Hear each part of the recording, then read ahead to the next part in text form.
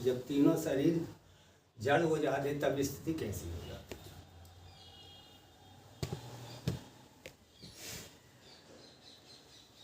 तुम्हारे प्रश्न में ही उत्तर छिपा हुआ है। आपने कहा तीनों शरीर जड़ हो जाते हैं, ये प्रश्न है। तो अब इस प्रश्न का जवाब है कि तुम्हारा जो है कोई भी शरीर चेतन है या जड़ है, इस समय भी आपको चेतन लगता है। अभी भी आपका शरीर जड़ ही है। तो प्रश्न क्या जो है खड़ा होना चाहिए, ये तीनों शरीर कब जड़ हो जाते हैं तब कैसा लगता है, ये प्रश्न ठीक नहीं है। तीनों शरीर हमको यथावत दिख जाते हैं तब कैसा लगता है। जड़ इनको करना थोड़ी है, आपके हाथ में है इसको जड़ करना। यदि ये शरीर चेतन है तो क्या आप इसको जड़ कर सकते हैं?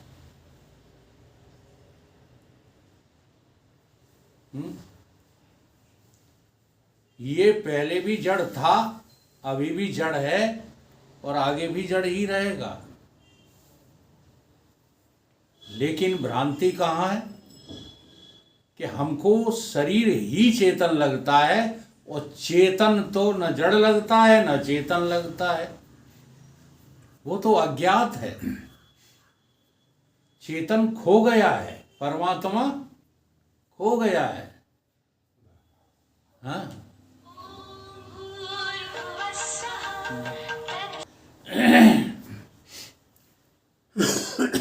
जैसे स्थूल शरीर जड़ है, पता लगने पर अभी आपको तो चेतन ही लग रहा होगा, तभी प्रश्न किया है कि तीनों शरीर जड़ हो जाते हैं तब कैसा लगता है, यही तो प्रश्न है। तो आपकी नजर में कोई चीज जड़ है? चलो शरीर तो आपको चेतन लगता है, परंतु कोई ना कोई वस्तु परिस्थिति कुछ न कुछ आपकी नजर में जड़ है कि नहीं है? बोलो, आप किसको जड़ समझते हैं? जिसको आप जड़ समझते हैं उसका नाम बताइए। तीनों शरीर जड़ ही समझ। कहाँ समझ रहे हो? आप तो पूछ रहे हो तो कि जब ये जड़ हो जाते हैं, इसका आशय क्या है पूछने का कि अभी आपको तीनों शरीर चेतन लग रहे हैं। चेतन लग रहे हैं। आपको ही नहीं, सबको लग रहे हैं। चेतन तो अनुपस्थित है, अविद्यमान है, चेतन है ही नहीं तुम्हारे पास। इसलिए तो जो है शरीर चेतन लग रहा है, शरीर को ही चेतन समझते हो। देखो, शरीर को जब हम चेतन समझते हैं तभी भगवान को भी हम इसी तरह का चेतन ढूंढते हैं। ईश्वर हमको मिल जाए तो कैसे मिल जाए? हमारी तरह का मिल जाए। नहीं तो क्या पहचान है जब ईश्वर आपको मिल गया, मान लीजिए अभी मिल गया, तो आप कैसे पहचानेंगे कि ये ईश्वर है?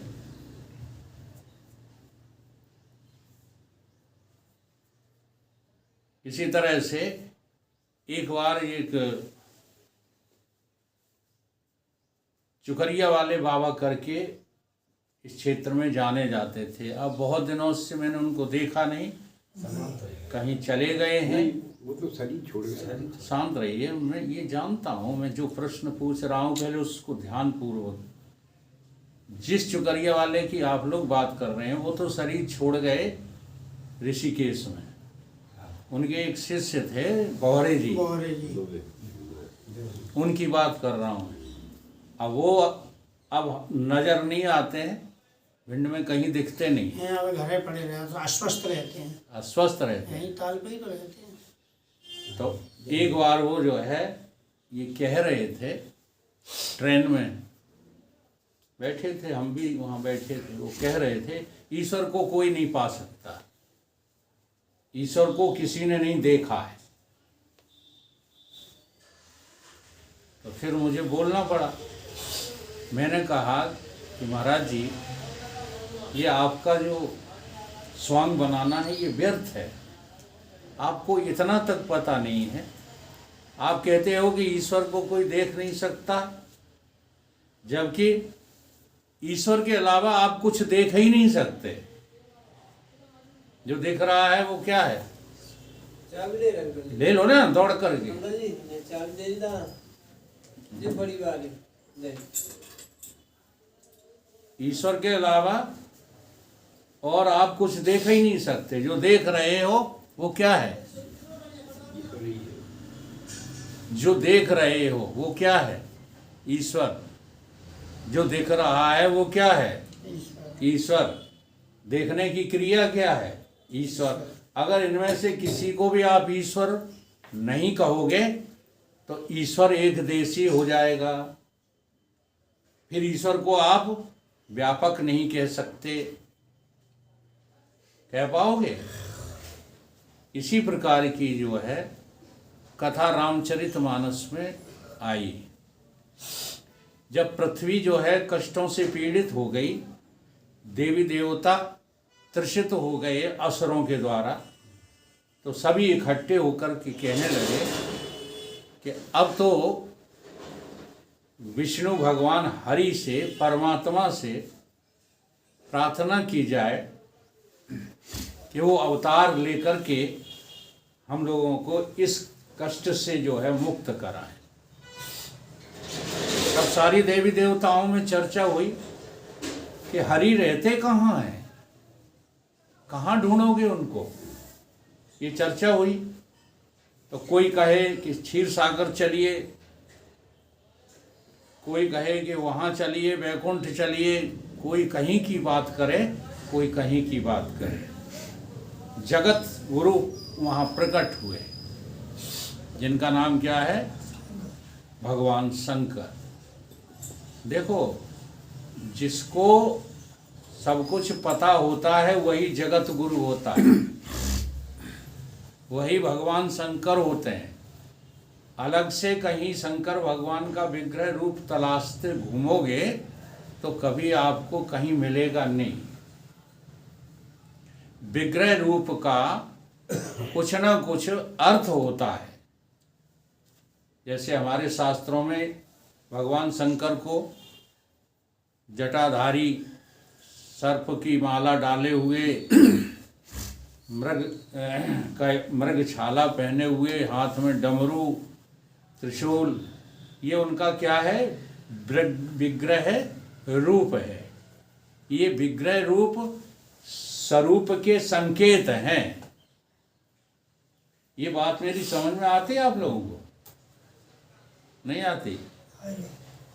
जो भी इष्ट किसी का भी हो, शंकर हो, विष्णु हो, अन्य हो, विग्रह जो मूर्ति होती है वो ऐसी आज तक पैदा नहीं हुई, ये भी कहा जाता है। कहा जाता है कि नहीं कि उनके इस मायक रूप को कोई जान ले, ये किसी में क्षमता नहीं है। तो इसका अर्थ क्या है? विग्रह रूप का अर्थ यह है कि जो कुछ रूप दिख रहा है वो स्वरूप की ओर संकेत कर रहा है। ये सब के सब चिन्ह हैं किसके? स्वरूप को जो है समझने के या स्वरूप की तरफ जाने के। तो भगवान शंकर जगत गुरु के रूप में वहाँ प्रकट हो गए, और प्रकट होकर के उन्होंने क्या कहा? ये चौपाई तुम सब लोग रटे घूम रहे हो, लेकिन इस चौपाई पे चिंतन किसी का नहीं है। चिंतन करो। क्या कहा उन्होंने? हरि व्यापक सर्वत्र समाना। लेकिन है तो व्यापक, सर्वत्र है, लेकिन प्रकट कैसे होंगे? हैं? प्रेम किसको कहते हैं? प्रेम ते प्रकट होए में जाना, तो प्रेम किसको कहते हैं? हमने प्रेम की परिभाषा ही गलत लगा रखी। शरीर के द्वारा शरीर को चाहना प्रेम है। मन के द्वारा मन को चाहना प्रेम है। ये एक भी प्रेम नहीं है। प्रेम क्या है? आत्मा से आत्मा का, अब देखो मिलन भी कहोगे तब भी आपको शंका रहेगी, क्योंकि आत्मा तो हरि व्यापक। अब ये एक बात कह चुके हैं पहले कि नहीं? हरि कैसा है? व्यापक है। अगर सर्वव्यापी है तो मिलना जुलना अलग से कैसे बनेगा सर्वव्यापी से? तो प्रेम की परिभाषा क्या हुई? आत्मा से आत्मा के मिलन का नाम प्रेम नहीं है। आत्मा को सम्यक जान जाओ, उसका नाम प्रेम है। आत्मनेव आत्मनः तुष्टः, गीता में भगवान कहते हैं। आत्मा से आत्मा को जाना जाता है, आत्मा से आत्मा का मिलना नहीं होता है। ये बड़ा जो है विचित्र प्रश्न है, आत्मा से आत्मा को जानना। इस पर बड़े बड़े विद्वान अटके हुए हैं कि आत्मा से आत्मा, फिर तो आत्मा दो हो गई, तभी तो बनेगा मिलना या अलग से जानना या अलग से देखना। कोई भी शब्द आप उपयोग में लाएं, जहां आप देखना, समझना, जानना ये सब लाओगे तो द्वैत खड़ा हो जाएगा। व्यापकता खत्म हो गई है, व्यापकता खत्म हो गई, खत्म हो गई, द्वैत खड़ा हो जाएगा। तो इन शब्दों का जो लक्ष्य अर्थ है वो यही है कि आप जानो, लेकिन अपरोक्ष जानो। और अपरोक्ष जानने का नाम ही वास्तव में जानना है। अब अपरोक्ष जानने की जो है विधि यही है, जैसे आप अपने देह को कैसा जानते हैं? परोक्ष जानते हो, प्रत्यक्ष जानते हो कि अपरोक्ष जानते हो? ये तीन शब्द हैं, विचार कीजिएगा। प्रत्यक्ष उसको कहते हैं कि मेरे सामने कोई वस्तु रखी है, मैं उसका प्रत्यक्ष दृष्टा देखने वाला हूं। ये क्या है? प्रत्यक्ष जानना। अपरोक्ष जानना क्या है? मेरे सामने तो नहीं है कोई वस्तु, मेरी इंद्रियों का विषय तो नहीं है, परंतु अनुमान प्रमाण से मैं जान गया हूं कि कोई तो है जो दुनिया चला रहा है। ये परोक्ष है। ठीक है? जैसे थोड़ा विनोद की बात भी है, हंसी मजाक की भी है, और शंका भी लोगों को रहती है। मैं आज के 40 वर्षों के पूर्व से सत्संग में ही लगा हुआ। इस शरीर ने न तो कोई नौकरी लगी, परंतु की नहीं। बिजनेस सामने आया, परंतु सफल नहीं हुआ। ठीक है? फिर भी बड़े मौज से और बड़ी आसानी से जीवन व्यतीत होता रहा। तो हमारे ही श्रोता क्या कहते थे? कहीं ना कहीं से आमदनी का स्रोत तो है। हाँ, नहीं, जीवन कैसे कट रहा है? देखो, नजदीक बैठने वाले भी ये बात कहते थे। कोई कहता था ससुराल से माल मिलता है। हाँ, क्यों, याद है ये बातें कि नहीं? क्यों नहीं? तो इसको क्या कहते हैं? इसको कहते हैं परोक्ष दर्शन। कोई प्रमाण तो है नहीं तुम्हारे पास,